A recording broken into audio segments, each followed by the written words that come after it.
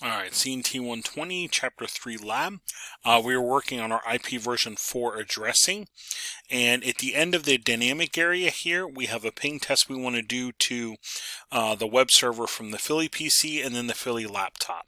So we had just got done getting the results of the IP config for the Philly PC and the Philly laptop. So now let's do our ping test. We want to make sure now if they have an IP address that seems valid, we should have connectivity to the web server. So here on the Philly PC, at my command prompt, I'm going to try to ping the 192.168.30.4. That's the web server address. And it's like, yay, we do. That would then be a valid working IP version 4 address for the Philly PC. I'm going to highlight that so I can copy those results. Over here on my text file, I will come down here and go Philly PC ping to web server kind of thing. That way I know what that is. Save that result. And then I want to make sure I know the Philly PC is working. I want to make sure the laptop's working. So let me have a couple extra command prompts open here. Here we go. Okay.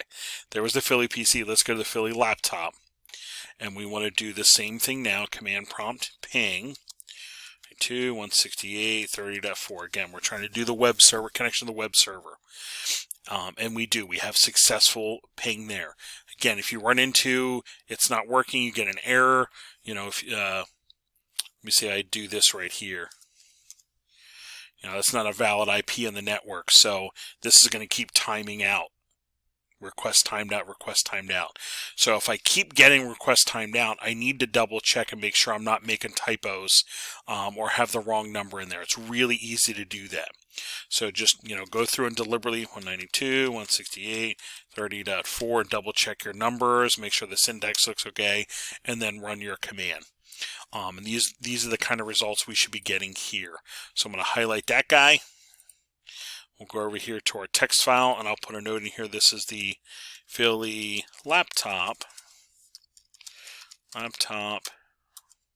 ping to web server, and paste that in. That way, again, I know what that result is. Okay, so now we know the static IP side was working. You know, the Harrisburg over here was working. We now have valid IPs here, dynamic, but valid IPs here. These are now communicating and working. Okay. So let's look now at the packet sniffer results for a ping, and we want to look at the IP header. So over here, let's do this real quick. I'm going to go to the packet sniffer, and there might be all kinds of results in here. I'm going to clear those out just so I have a clean one to look at, and I'll be looking at just the ping that I'm working on. So over here, let's do a ping. Oh, Mr. Brown got ahead of himself. I'm actually going to issue a new ping from the Philly laptop to the web server. I'll just issue a new one. That way I have a clean ping to look at. Okay, so I'm going to do a ping 92.168.30.4. And this is the laptop ping on the web server. So now I know over here on my packet sniffer, that's right here, these were definitely the pings that I just did. Okay, if you follow the directions here, you'll be fine too. But Mr. Brown got, I like to kind of clear out my results so I know what I'm looking for. So let's look at one of these ICMPs here. We'll look at one of the last ones that are over here. Again, I want to have my results screen, so I'm going to slide that over. And we looked at the Ethernet header before, and again, these should be similar as we saw before. Here's your, you know, in this case would be the web server and the laptop back and forth. Those two are flip-flopping places. We want to look at the IP header, so it's this part now. Here's your IP header. Here's your version field, initial header length. This is your for quality of service. These are the fields for the quality of service, diff serve, and so forth. TTL. Here's your this is for fragmentation. Here's your, if you fragment, the flag fields get kicked in. This identifies the fragment, and this says what part of it's, you know, kind of beginning, middle, or end that this fragment is. Okay.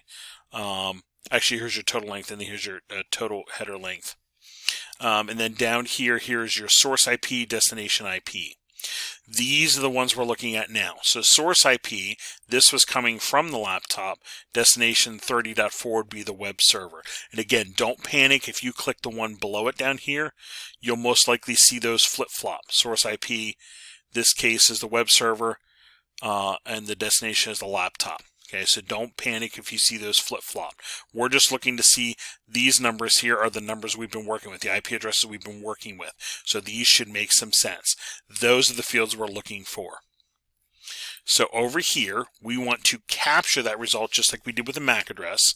So in my text file, I'm going to put this contents of the IP header source IP field and the destination IP field. So over here, let's go to IPv4. We'll say header fields, and then I'm going to copy paste this in so I have this label to use. Right click copy over here, I'll paste that in, and then I'll do the destination. Right click copy.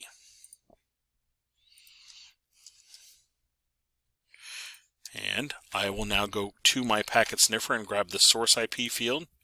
Here's the source IP. I should be able to right click copy that guy and paste it right into here. And then here for my destination IP field.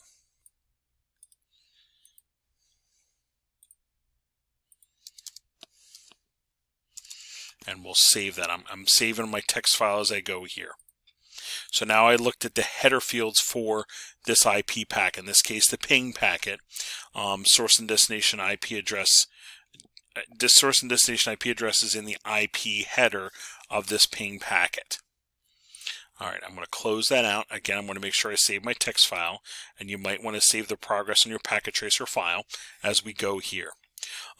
That is the end of the IP version 4 part. Next podcast, we'll start looking at IP version 6.